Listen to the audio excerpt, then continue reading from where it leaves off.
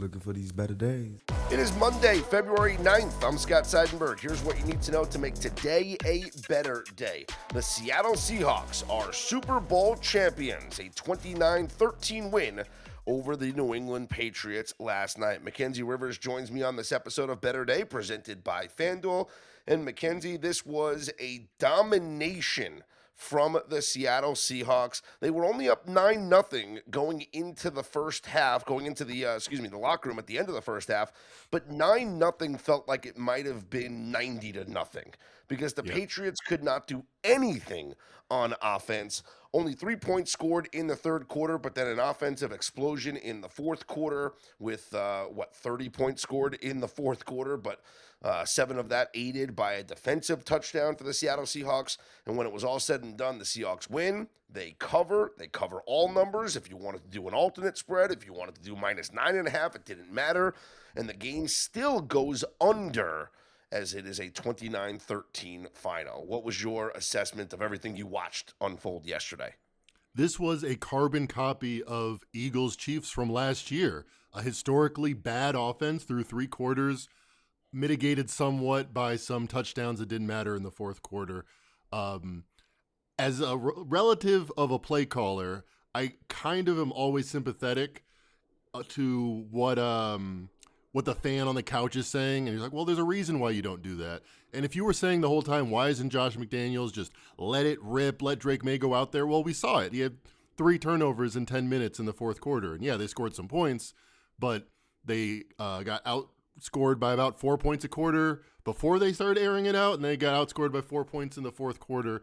This could have been much worse if they didn't have the reins on Drake May as early as they did. They had no options to score. This was one of the worst, offenses in history. Don't let the fourth quarter fool you. By the way, the last time Josh McDaniels was in a Super Bowl, he had confetti on him. Everyone was celebrating. He had beaten the Rams 13-3, so exactly 13 points in his last 2 Super Bowls. Now 6 Super Bowls in, the Patriots have scored 3 points with him as the play caller, Josh McDaniels. But I don't blame him. I don't blame anyone. This wasn't a fair fight. Will you agree with me now that the line wasn't right? We were arguing about this at Radio Row. Like, oh, well, billions of dollars have been wagered. This was a shaped up line. That's true. And half the people were wrong. This was never going to be close. It was never going to be close. And that was the sentiment that we heard from the majority of the people that we spoke to in San Francisco when we were there, is that everyone said, pretty much the majority of people were like, I could see a scenario where this is a Seahawks blowout. I could see a scenario where New England doesn't score. And that's exactly what happened here. You mentioned it. It was the worst offensive performance we've seen. And I thought that Josh McDaniels deserved a lot of heat for the play calling. You had 2 weeks to prepare for this Seahawks defense. You knew what they were going to bring, and yet Drake May, and maybe it was on Drake May, who seemed very hesitant, who seemed nervous, dare I say shook in that first half. He didn't want to run. In the second half, he started to run, and I'm like, all right, here we go. The running game is going to take off for Drake May. He never ran, and they didn't do any designed runs for him. There was no, read option plays. It was just a very vanilla play calling game plan here from Josh McDaniels. And against a defense which was the 6th greatest DVOA defense of all time since they started tracking this thing, you can't have a vanilla playbook. You needed to go deep and try and figure out some things, maybe do a trick play or do something to catch this team off guard. I thought it was just a terrible game by Josh McDaniels. Drake May played terrible as well. And this should not come as a surprise to anybody, Matt. Right. Like you said, the Patriots were the first time they were the first team in NFL history to make it to the Super Bowl with this low of a scoring average in the playoffs, right? Yeah. And their offense literally was as bad, if not a little bit worse, than the Jets' offense was the entire regular season. That's how bad the Patriots' metrics were in the playoffs. It was comparable to the New York Jets' offense. And man, it was terrible. I mean, what a disgusting performance. I mean, you're right, though. This is what we would have expected if you would have if you didn't know it was the playoffs. If you had just seen the last 3 Patriots games, 16 points versus the Chargers, I know they went over their team total versus the Texans, but that was 2 defensive touchdowns. And then 10 points versus the Broncos. I think they kind of were badly And 10 served points, from the fact that 10 points, they won those McKenzie, because games. they don't score a touchdown against the Broncos if not for Jarrett Stidham Yep. making that boneheaded play and turning the ball over. Yeah, their offense wasn't good in the entire playoffs, and you could say it wasn't good versus good teams all year. I know they scored 31 points versus the Bills, but this is kind of what you would expect when you see a strength of schedule that's the easiest in the league, and they look comfortable, and Drake May is the MVP co-favorite, and yeah, they kind of got found out. We kind of know who they were, which is interesting to see that ESPN has them power ranked as the second best team in the league. That's very reactionary for the way too early power rankings. But Super Bowl odds, the Patriots are 6th behind the Seahawks, who are co-favorite with the Rams next year. Bills, Eagles, and Ravens all ahead of them. This wasn't the second best team in the league. This was a team that took advantage of their, who was in front of them, injured quarterbacks and everything, and they got here. But the Seahawks were, and the Rams were probably a tier above any of these teams. I tweeted out at some point in the first half, I said, it would be really great to watch the Rams and Bills be tied at 21 right now. Because Really? it was, it's 3-0, it's boring, it's 6-0, it's boring, and I'm just thinking, man, it could be tied at 21 right now in the second quarter between Matt Stafford and Josh Allen just going back and forth up the field, and we have to watch this performance. Shout out to the Seahawks. I mean, what Yeah, I guess a we should talk some postseason about run. them. What's up? I guess we should talk some about them rather than just hating Yeah. on the Patriots. Here's a stat from OptaStats. The Seahawks are the first team in NFL history to win the Super Bowl while having 0 turnovers the entire postseason. It's a really telling stat because they didn't have to do much. They were fine kicking field goals. Eventually, the Patriots were going to have to go for it, and they were going to be found out.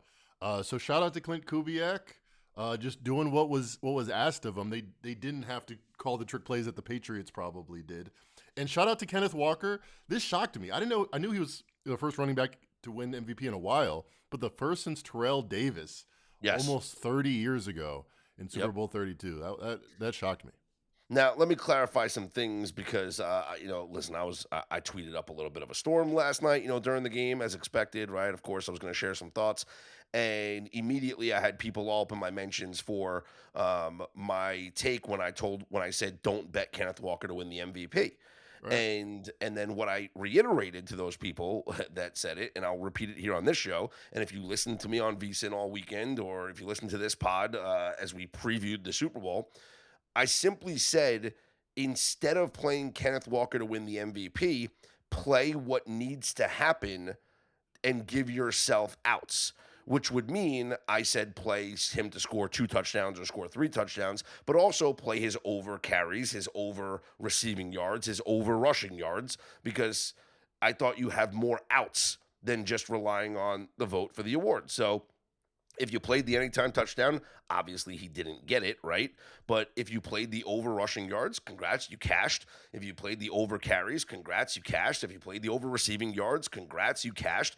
And that's actually pretty interesting because a lot of people were all on Kenneth Walker to go under his rushing yards. That was the quote-unquote sharp play all week, was Kenneth Walker to go under. And he was the X factor. Let me just say this also. There were so many people that were like, Jason Myers, MVP, right? I have 250 to 1. I got 100 to 1 on Myers to win the MVP. How many 41-yard field goals in a row would he have to make for it to be impressive? Like 20? No, it's a 41-yard field goal. He. That's the thing. These were all chip shots last night. Not hard. Like it's Kenneth Walker was the reason the Seahawks were in field goal range the entire game. He was the entire offense. Jackson Smith-Njigba had 27 yards last night, right? The whole offense was Kenneth Walker, who had over 150 scrimmage yards. Okay, he touched the ball 30 times, so he was the entire offense. If Jason Myers kicked a couple of 50-yarders, a 60-yarder, right? And that was the only scoring. So the storyline of the game was, hey, the Seahawks couldn't move the ball against the Patriots, but they took the lead and were up 9-0 at the end of the first half because their kicker made a couple of 50-yard field goals. Then yes, you can say Jason Myers is the MVP of this game. But they weren't long field goals. The Seahawks got down into the red zone, and then the Patriots defense stopped them, and Jason Myers kicked high percentage chip shots, not taking anything away from him. He set the record. 5 field goals made in a Super Bowl is incredible. But who in their right minds would vote him for the MVP? He did his job. The holder did his job. The long snapper did his job. They all did their jobs and executed what should have been executed.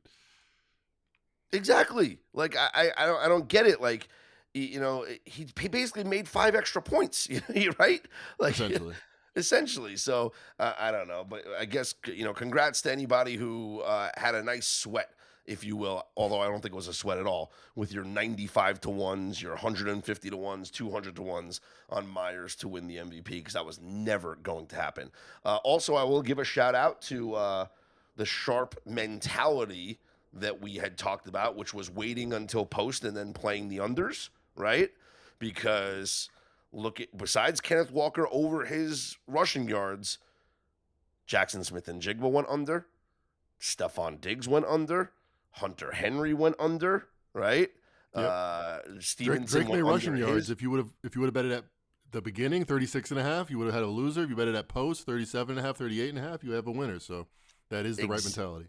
Exactly. Yes. When we bet the Drake May rushing yards, we had a winner. We had a winner with that, with the over 36.5. But you're right. If you bet 38.5 and 39.5, the under at post, you would have cashed the under there. So a lot of unders definitely cashed with, if you waited, like we had mentioned, you wait until post on this. By the way, you know what else cashed? The under total rushing yards for the game. 220 rushing yards. Despite a running back being the MVP. How about that?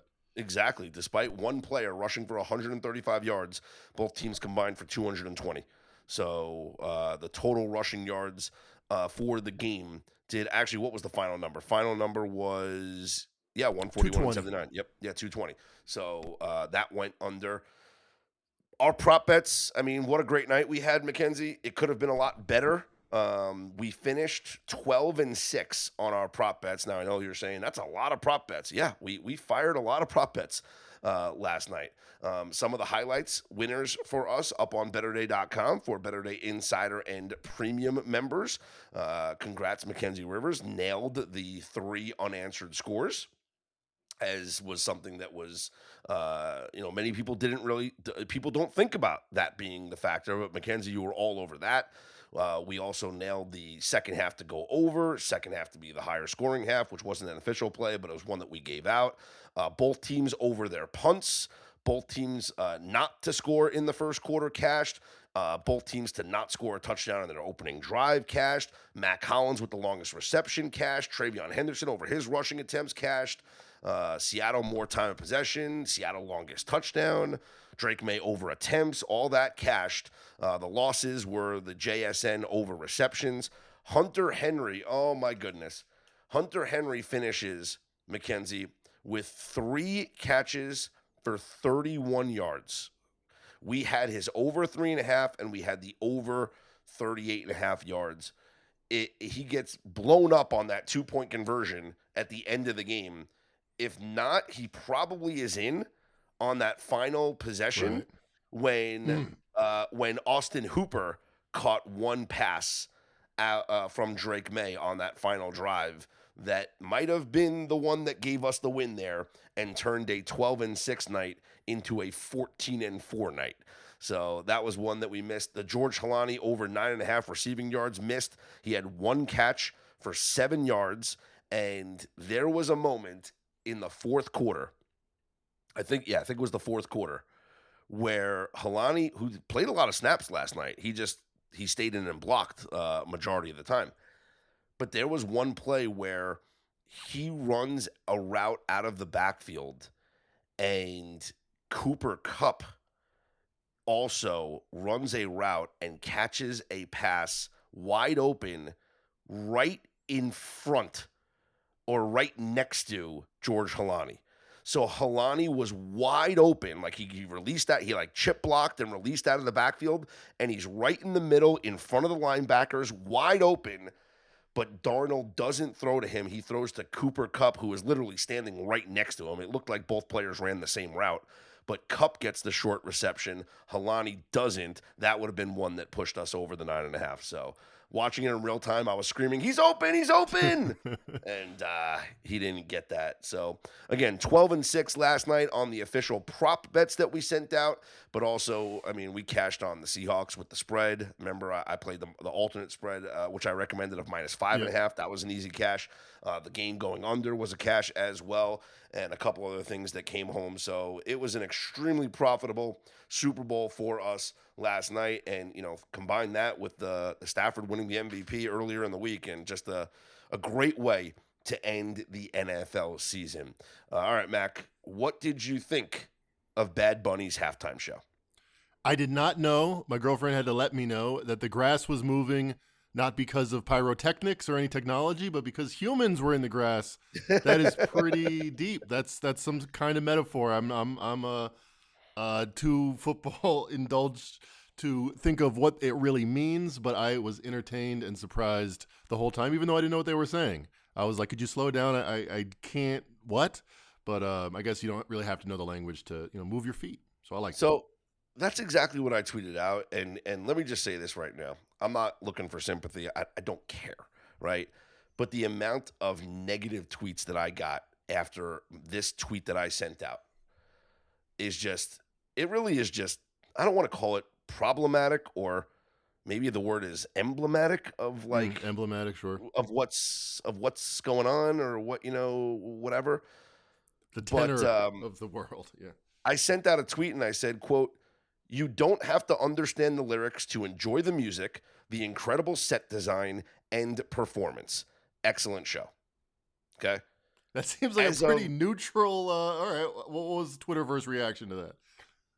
As of recording this evening, 28 comments on this tweet, and all of them were like, "Don't be a woke bitch." Okay. Wow. Cool. I didn't realize that you'd. Right. It was that political. Okay. Worst ever. Good joke. Stop it, Scott. That sucked so bad. Here's one. Let's see. You can't read that on air. Can't read that on air. Yeah, I think I have to get a restraining order against that guy. This one's actually pretty funny. Someone goes, "Ironically, that's what we think of you on VSiN. Makes no sense, but your performance and set looks nice." Yeah, that's a compliment. I thought that was pretty Clean funny. up well, Scott. Here's another one. LOL, stay in your lane. Obviously, you're not grasping the divide in America. My Latino friends who love this country were embarrassed. Okay. We're embarrassed for what? Yeah. Here's another one that Ricky says, Martin. I know he's gay, but I thought he was good. It was awful. Thankful at least Gaga was there. And I thought Lady Gaga did a great job, Wow, I didn't know that. That's what we're hanging our hat on as Americans. Hey, Lady Gaga was there to say. Yeah, exactly. And she sang the song that song that she sang is the song that she performs with Bruno Mars. But yeah. But anyway, so just for the most part, all negative tweets, like people just coming at me. I love the one that called me like a woke bitch. Like, all right, cool. All these people with all this vitriol towards his performance. Did you love Jennifer Lopez and Shakira a couple of years ago? Or you every song you're like, yes, this is great. I can understand the lyrics. It's a freaking concert. Exactly. It's 20 minutes Mackenzie, to go do something during the Super Bowl. This was my point. Okay, is that first off, I didn't understand half the words that Kendrick Lamar was saying last year, and I enjoyed the hell out of that performance. A lot of artists like that, yeah, for sure. Right? This is the thing. The halftime show was supposed to be entertainment, okay? And I watched it, and here's what I saw. I saw some hot girls dancing. I saw incredible set design and storytelling, right? With the way that they, he kind of was basically showcasing Latin culture, and they went from essentially being in the streets of the barrio to being at a wedding to then being on the streets. Real wedding. That two people were married now that weren't married before. Yes, to then being in the streets of New York. Like, and by the way, did you catch some of the cameos in the halftime show? Pedro Pascal was dancing in the crowd. So was Jessica Alba dancing in the crowd as well. So thought that was pretty cool. But yeah, I enjoyed it. The music, like you can dance to the beat. I thought the set design, like I said, the performance was good. I don't understand a word he was saying. I don't care. Like I said, I didn't understand half the words that Kendrick Lamar said. Mackenzie, I love Pearl Jam. It's one of my favorite bands. Half the times I don't understand a word that comes out of Eddie Vedder's mouth, But like I know he's incredible. So I enjoyed and the sometimes halftime when show. I look at a really famous painting, I'm like, this is blurry. But you know what? That's the point sometimes to expose yourself to a different kind of expression that you might not know exactly what it's symbolizing. Yeah. So listen, am I woke for enjoying the halftime show? Does it make me like a certain? I think you're actually a registered communist now, Yeah, if I know my math. I don't know, Mackenzie. I mean, I know that there were some people on my timeline that were talking about the alternate halftime show that was put on by Yes, I heard Turning about Point this. USA that they had Kid Rock or whatever perform, I think. To me, like, I'm not a political person. I'm here to inform. I'm here to make good sports bets. I'm like the least political person you're ever going to meet. I watched the Super Bowl. I didn't turn the channel off the entire however many hours the broadcast was on. Bad Bunny comes on TV. The beat had me tapping my feet, and I was admiring what I saw on television. End of discussion. Agree. Well said. Oh, that's it? I thought you were going to come back with something like, beyond that. This is, as Tony Kornheiser said, my guy, this is the candy store of life. If you can't have fun and enjoy yourself and let loose here, we Yeah. chose this industry because this is supposed to be fun.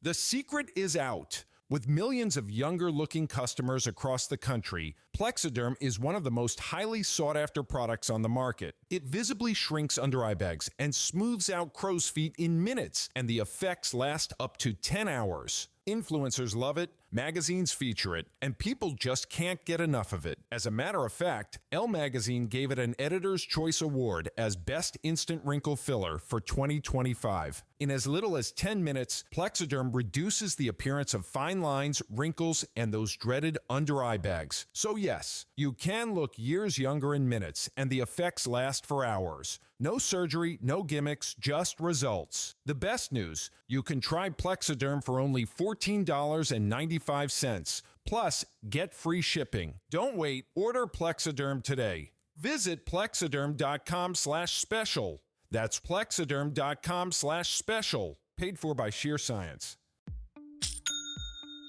Nobody does selling better than Shopify. Shopify is the home of the #1 checkout on the planet. And the not-so-secret with Shop Pay that boosts conversions up to 50%, meaning way less carts go abandoned and way more sales going through. So if you're into growing your business, your commerce platform better be ready to sell wherever your customers are scrolling or strolling. On the web, in your store, in their feed, and everywhere in between.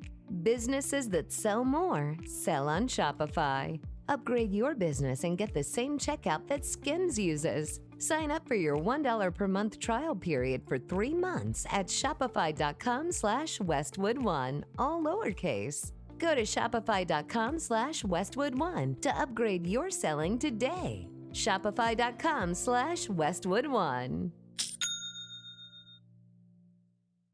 All right, let's turn our attention now to Super Bowl 2027, Mackenzie Rivers. Up on FanDuel, who would be your guess as to who is the favorite to win next year's Super Bowl? I looked at my big sheet of metrics from the NFL regular season, and I think it got it right. I think the Rams are #1, but they just didn't win the Super Bowl. So I think the Seahawks and Rams are going to be the top two. And those are the top two. Currently up on FanDuel, the Seattle Seahawks plus 750 to repeat as Super Bowl champions. The Los Angeles Rams are the second favorite at plus 800. Who would you guess is the third favorite? Josh Allen's always going to be up there. Lamar Jackson's always going to be up there. I'm going to say the Ravens and Bills are just because they have perennial contenders and quarterbacks that are healthy, unlike Patrick Mahomes. And those are the next favorites, tied at plus 1,200 odds, the Buffalo Bills and the Baltimore Ravens, followed by the Green Bay Packers at plus 1,300, and then the Chargers and Eagles both at 15 Wow. to 1. All above the Patriots, huh? All the Patriots, Mackenzie, 17 to 1. Behind, after the Chargers and Eagles, it goes Lions, Chiefs, then Patriots. Man, Lions didn't even make the playoffs. I mean, all right, so a couple things that were confirmed from our NFL analysis. NFC, way better than the AFC this year.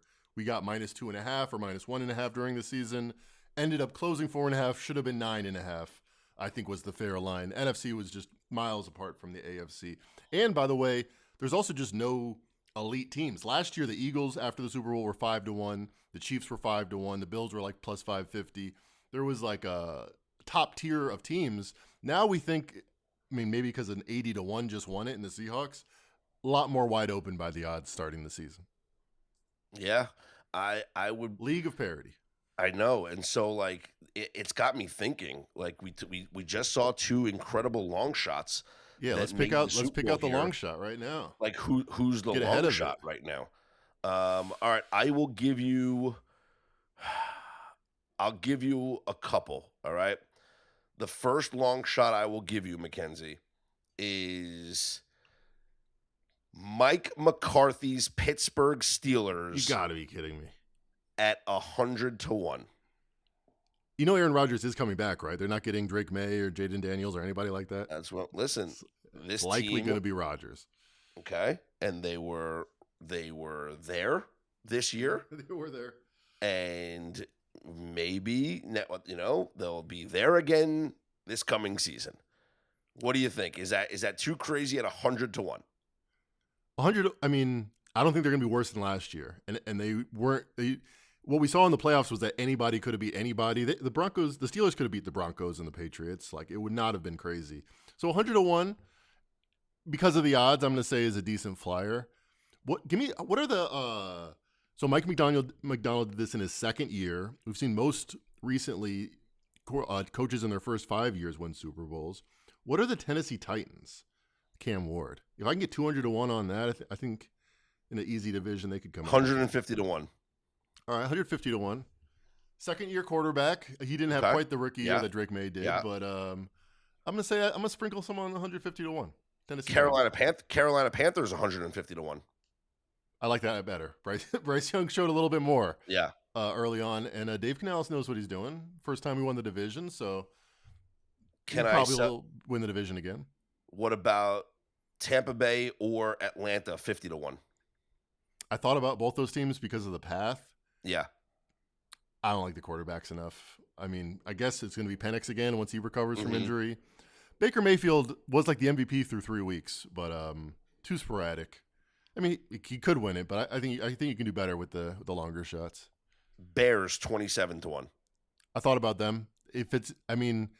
Are we sure Caleb Williams isn't Drake May? Like, isn't as good as Drake May? I know he wasn't as Yeah. good this year, but Uh-huh. second year in the program with Ben Johnson, I could see him doing something. Yeah. It's for the first time in a while, it feels like the league is back to being wide open. Yes. Right? Like, I feel like the dynasties are done, right? The Chiefs dynasty is like the Patriots dynasty is over. The Chiefs dynasty is over, right? And like think Yep. about the run that we went through, right? Like we literally went from dynasty to dynasty essentially in the NFL, right? So it feels like for the first time in forever, we don't know who's gonna win this thing. Like, think about it. Like every what was the stat that was out there? It was like every AFC championship game. This was the first AFC championship game since what, the early 2000s, maybe, that Without didn't Brady or Mahomes. that didn't feature Mahomes or Brady or even the Jets, right? Like they were That was the other included one. in that thing because they had those the 2 years, right? So you can even go back and include that. But yeah, like think about it. Like it's been from the Patriots dynasty to the Chiefs dynasty, and then throwing even the Eagles, right? Like in the NFC, like for the first time in forever, we just don't know. I don't know who's going to be in the Super Bowl next year. It makes it fun. Are we sure though that this isn't just going to be a blip in the Chiefs coming back? I mean, they're 15-1. I'm seeing. It could be. Chiefs could be back. You know, Did Bieniemy they being lose back anybody? is going to be. I mean, Patrick Mahomes, we don't know he'll be back 100% yet. I mean, Bieniemy being back could make the world of difference with that offense. Like, we'll see. I certainly wouldn't count them out. I wouldn't count out the 49ers at 18-1. You know, By the way, DraftKings already put up division odds. Wow, we're back in it. The year starts again.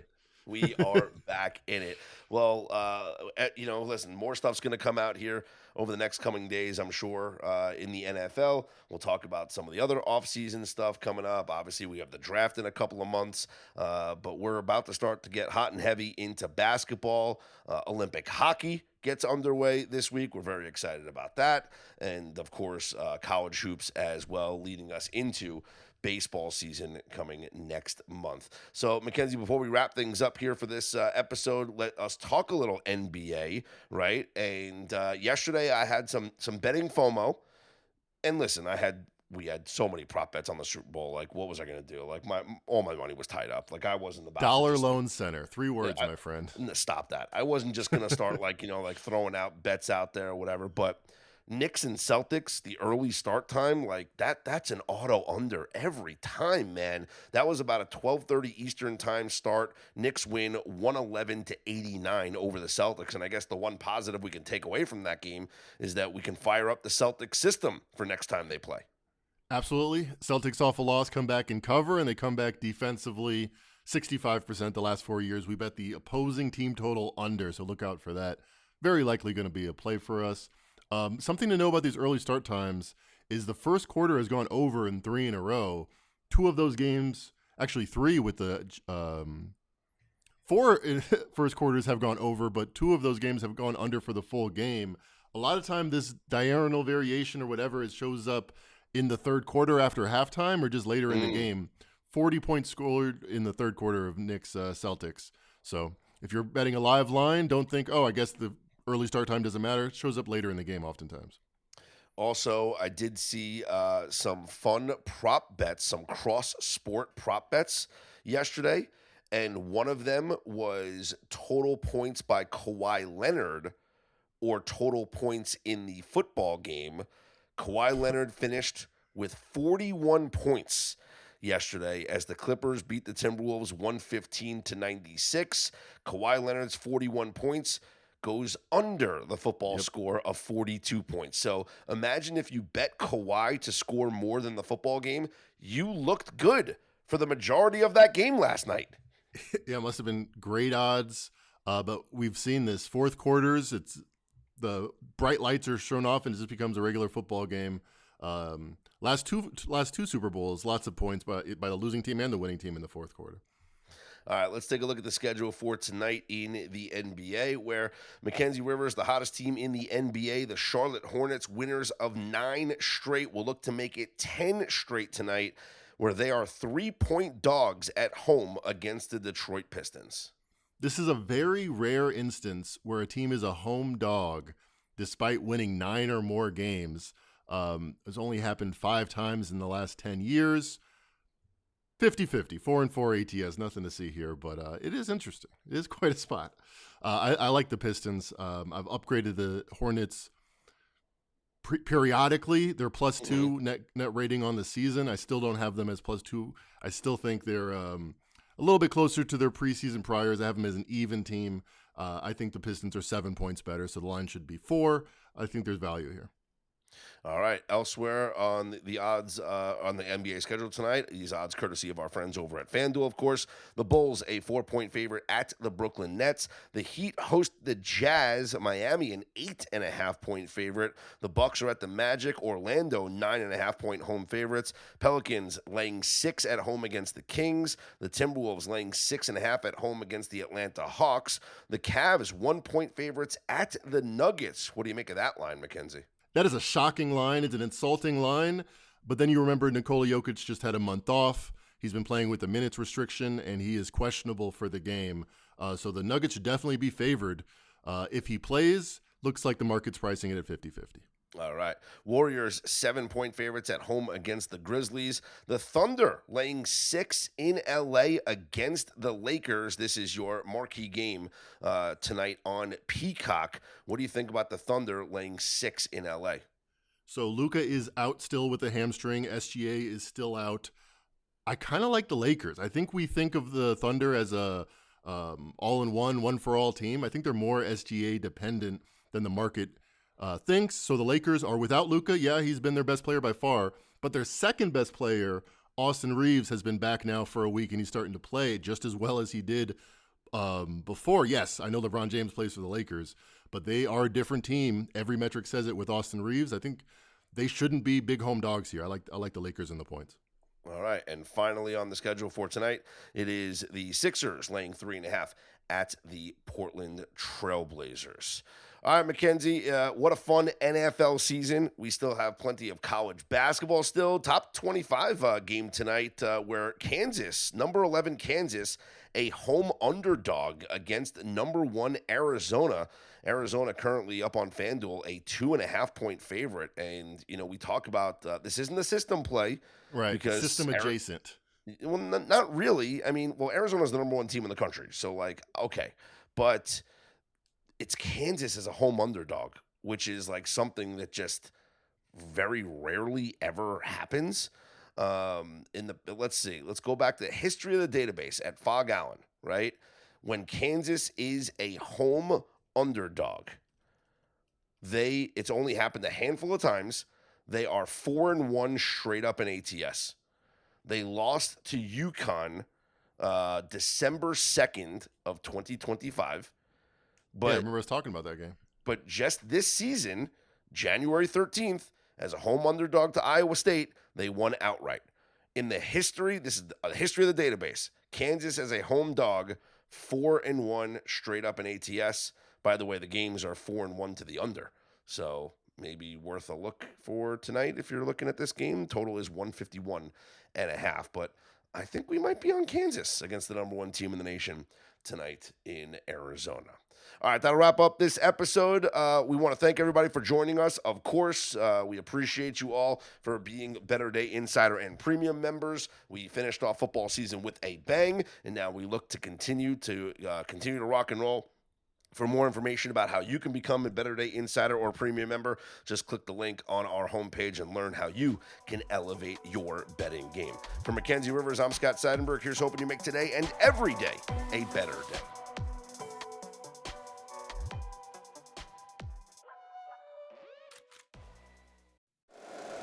If you like the show, please take a moment to rate, review, and subscribe. It really does help the show to grow.